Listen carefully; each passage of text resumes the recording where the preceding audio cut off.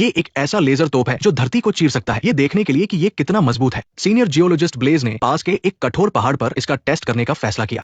सुरक्षा को ध्यान में रखते हुए वहां मौजूद डिफेंस के सभी बड़े अधिकारियों को खास सेफ्टी हेलमेट पहनने पड़े। आखिर थोड़ी देर में पहाड़ जो टूटने वाला था, कहीं किसी के सिर पर पत्थर न गिर जाए। जब सारी तैयारी हो गई तो ब्लेज ने स्टार्ट बटन दबाया। लेजर तोप की नली धीरे धीरे घूमने लगी। अचानक उसमें से एक बहुत ही पावरफुल लेजर बीम निकली और सीधा सामने वाले पहाड़ से टकराई। जैसे जैसे मशीन की स्पीड बढ़ी वैसे वैसे वो तेज लेजर बीम पहाड़ की ऊपरी परत को तबाह करने लगी। हर तरफ बस धूल और पत्थर उड़ने लगे। जब पावरफुल हो गई तो पहाड़ के अंदर से एक जोरदार धमाके की आवाज आई। ये सब देखकर ब्लेज की खुशी का कोई ठिकाना नहीं था। वो खुशी से उछल पड़ा। उसे लगा कि टेस्ट कामयाब हो गया है, इसलिए ब्लेज ने तुरंत मशीन बंद कर दी। जब धूल थोड़ी कम हुई तो डिफेंस के अधिकारी भी जमीन से उठे। क्या सच में इस लेजर तोप ने इतने कठोर पहाड़ को चीर दिया था? लेकिन जब उन्होंने टेस्ट का रिजल्ट देखा तो सबकी आंखें फटी की फटी रह गई। किसी को यकीन नहीं हो रहा था। कुछ ही सेकंड में उस विशाल पहाड़ के आर पार एक बहुत बड़ा छेद हो गया था। और सबसे हैरानी की बात तो ये थी कि ये छेद सिर्फ आर पार ही नहीं था, बल्कि अंदर से एकदम चिकना और बराबर था। किसने सोचा था कि ये आम सी दिखने वाली मशीन इतनी पावरफुल होगी? अब इस मशीन के आ जाने से धरती के कोर तक रास्ता बनाना कोई ख्याली पुलाव नहीं रहा। लेकिन धरती के कोर तक जाने के लिए एक खास हिट रेजिस्टेंट मटेरियल की जरूरत थी, जिससे एक ऐसा स्पेसशिप बन सके जो 10,000 डिग्री की गर्मी झेल सके। इसके बाद ब्लेज ने सभी को अपनी एक और नई खोज दिखाई।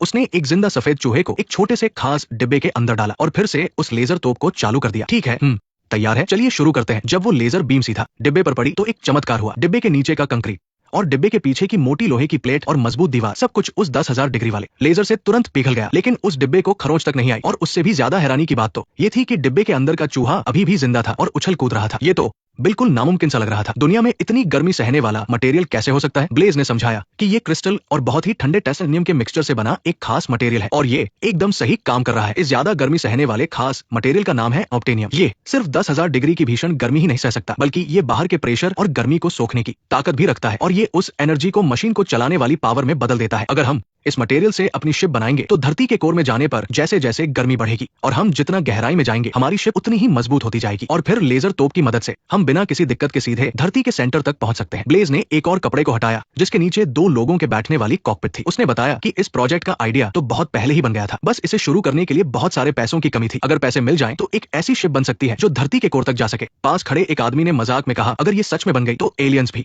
तुम्हारी इज्जत करेंगे और लाइन में लगकर तुम्हारी तारीफ करेंगे। इतने शानदार रिसर्च को देखकर डिफेंस के अधिकारी ने एक सीरियस सवाल पूछा, अगर इसे 3 महीने में पूरा करना हो तो कितना खर्चा आएगा? शुरुआत में डेविड को लगा कि ये कोई मजाक है, लेकिन सच तो ये था कि उनके पास 3 महीने से भी कम का वक्त बचा था। अभी धरती के कोर में बहुत बड़ी गड़बड़ हो गई थी, जिसकी वजह से सूरज के रेडिएशन ने धरती की रक्षा करने वाली शील्ड में एक बड़ा सा छेद कर दिया था। 1 साल के अंदर धरती का मैग्नेटिक फील्ड पूरी तरह से खत्म हो जाएगा। तब पूरी धरती सोलर विंड की वजह से जलकर राख हो जाएगी। इसलिए उन्हें जल्द से जल्द धरती के सेंटर में जाकर कोर को फिर से घुमाना होगा। जमीन के अंदर जाने वाली उस शिप को जल्दी बनाने के लिए सेना ने तुरंत पूरे देश के रिसोर्सेज लगा दिए। ब्लेज हजारों मजदूरों के साथ मिलकर दिन रात काम में जुट गया ताकि दुनिया की इकलौती अंडरग्राउंड मशीन बनाई जा सके। धरती को बचाने के इस मिशन के लिए लोगों को चुन लिया गया था। उनका काम था इस मशीन को चलाकर धरती के सेंटर तक ले जाना और फिर वहां 100 करोड़ टन के न्यूक्लियर बम को फोड़ना। इस धमाके की लहरों से धरती का कोर फिर से घूमने लगेगा। इस मिशन को पूरी तरह से कामयाब बनाने के लिए उन्होंने टंगस्टन टाइटेनियम से दुनिया का सबसे बढ़िया हीट प्रूफ सूट भी बनाया।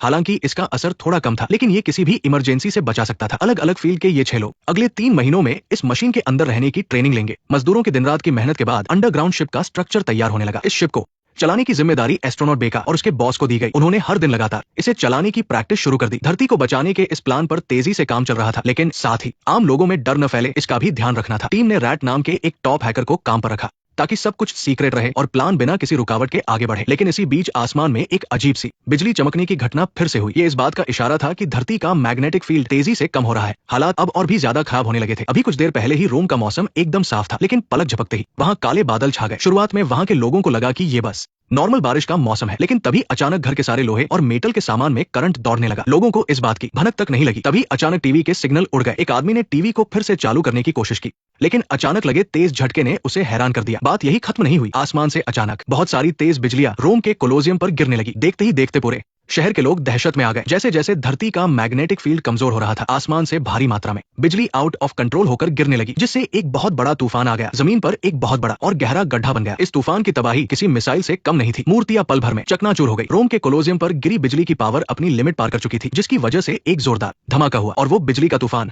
एक मशीन गन की तरह लगातार आसमान से गिरता रहा और वो शहर की हर इमारत को बर्बाद कर रहा था। आधे घंटे से भी कम समय में पूरा रोम शहर मलबे में तब्दील हो गया। ऐसी तबाही पहले कभी नहीं देखी गई थी। न्यूज देख रहे टीम के खास लोगों के चेहरे का रंग उड़ गया। धरती उनकी सोच से भी कहीं ज्यादा तेजी से तबाह हो रही थी और ये तो सिर्फ इस बुरे सपने की शुरुआत थी। लेकिन खुशी की बात ये थी कि जिस अंडरग्राउंड शिप को बनने में 10 साल लगने थे वो सिर्फ 3 महीने में ही बनकर तैयार हो गई और उसे तुरंत लॉन्च पैड पर लगा दिया गया। धरती के कोर को फिर से चालू करने के लिए अब एक पल की भी देरी नहीं की जा सकती थी। 6 अलग अलग फील्ड के एक्सपर्ट्स की टीम तुरंत मारियाना ट्रेंच के लिए रवाना हुई। अंडरग्राउंड शिप यहीं से धरती के सेंटर तक जाएगी। सबने अपनी कामयाबी के लिए ड्रिंक की और फिर बिना वक्त गवाए वो शिप के कॉकपिट में बैठ गए। ग्राउंड कंट्रोल ने भी जल्दी से आखिरी सिस्टम चेक पूरा किया और पायलट ने तुरंत स्टार्ट बटन दबा दिया। शिप पल भर में अपनी फुल पावर पर आ गई। जैसे ही ग्राउंड कंट्रोल का काउंटडाउन 0 पर पहुंचा, 7 डिब्बों वाली ये विशाल अंडरग्राउंड शिप एक तीर की तरह सीधा गहरे समंदर में गोता लगा गई। मारियाना ट्रेंच दुनिया की सबसे गहरी जगह है। ये इतनी गहरी है कि इसमें पूरा माउंट एवरेस्ट समा सकता है और फिर भी जगह बच जाएगी। ये जगह धरती की सबसे पतली और सबसे ज्यादा एक्टिव जगह भी है। ब्लेज की बनाई हुई ये अंडरग्राउंड शिप समंदर के इतने भारी प्रेशर में भी डटकर खड़ी थी। उस पर जितना ज्यादा प्रेशर पड़ रहा था, शिप का स्ट्रक्चर उतना ही मजबूत हो रहा था। जैसे ही वो